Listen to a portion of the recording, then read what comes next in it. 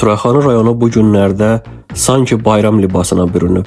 Küçələrdə hiss olunan səliqə-səhman, abadlaşdırılmış yollar və müasir görünüşlü guşələr insana həm qürur, həm də sevinç bəxş edir. Rayonun girişində yerləşən Suraxanı yazısı belə artıq bir simvol kimi insanları qarşılayır. Yenilənən, inkişaf edən bir məkanın rəmzi kimi. Xüsusilə yaşıllıqların artırılması, park və istirahət məkanlarının yenidən qurulması sakinlərin gündəlik həyatına yeni rəng qatır. Uşaqların gülüş səsi ilə dolan oyun meydançaları, ailələrin istirahət etdiyi səliqəli parklar bayram əhvalını daha da gücləndirir. Sanki hər ağac, hər skamya, hər cığır bu yeniliyin bir parçasıdır. Suraxanının parklarında gəzərkən insan özünü şəhərin səs-küyündən uzaq, sakit və rahat bir mühitdə hiss edir.